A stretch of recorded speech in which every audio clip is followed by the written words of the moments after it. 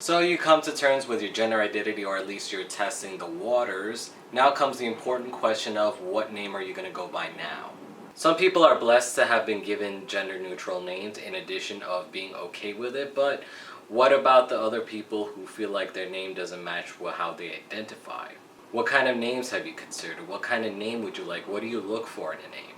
If you haven't gotten started on the search for the perfect name, or you don't know where to start, this video is for you. Names are what identify us in a crowd of millions. However, most of us didn't have a choice in the matter. Many of us have been named by our parents names that are generally unmistakably masculine or feminine. And wanting to transition, you might not identify with the name you were given at birth. Some people were blessed with gender neutral names, and even fewer people are okay with the name that they were given at birth and have no desire to change it. And that's okay. But if you feel the need to switch, that's okay too. There's so many names out there to choose from that it might seem overwhelming. Don't worry.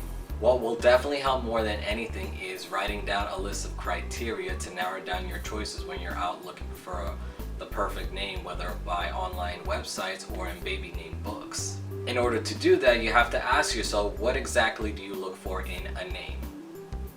Here I'm going to give you like an example of like what kind of questions to ask yourself. Does it need to be short? If so, how short? Does it need to be uncommon? Does it need to be a part of your cultural background? Does it need to be unmistakably male or female? If not, does it have to be gender neutral? Does it need to sound good with your last name? These are just a few examples, but hopefully enough to get you started. Just to show you how the process works, I'm going to share how I arrived at the name Gabriel. My criteria for a name was, it had to be uncommon. I didn't want names like Alex or Michael for this reason. I didn't want a name that everybody had. It had to be unmistakably male. When I was choosing a name, I still identified as a binary trans man, which is no longer the case. It had to have a Spanish equivalent. So this basically filtered out most names people pick, like any variation of Aiden, Skylar, Chase, Jake, Samuel. It had to have a nickname. I wasn't particularly bothered if it was a long or short name. All I asked for it had a nickname. So I had to basically tick the boxes until I found the right name and basically use all this as a filter to find the perfect name. And eventually I arrived at Gabriel once I was looking for a name, since before I originally went as Damien. Once you have some criteria, it'll definitely be easier finding a name because it'll act as a filter and help you narrow down your top choices for names, even though you might be set on one of them. There are quite a few sites out there like nameberry.com or behindthename.com. The links are in the video description. While the decision is ultimately up to you, you could always ask your friend for name ideas, or what would they call you if they saw you for the first time. And depending how good of a relationship you have with your parents and whether or not your transition was well received by them, you could always ask them like what they would have named you if you were assigned the opposite gender at birth.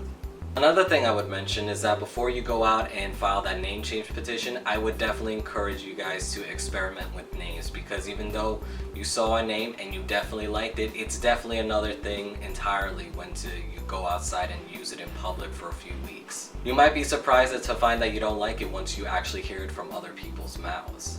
Don't be afraid to use a different name every week with your friends and family, even if it might annoy them. In fact, I even encourage this because you don't want to be like me, who managed to rush getting their name changed for a job, and to find later on that they didn't like the name and they had to go change it again legally, and that costs money.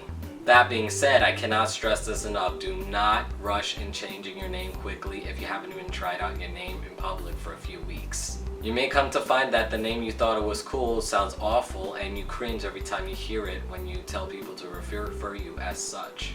Anyways, that's all I got for today. Hopefully this helps you in your search for the perfect name. Good luck, guys. Also, if you have any questions, you can also comment below and I will get back to you as soon as possible. Also, if you haven't subscribed already, please click the subscribe button. I upload every Wednesday and Saturday. Have a great day, guys, and I'll talk to you soon.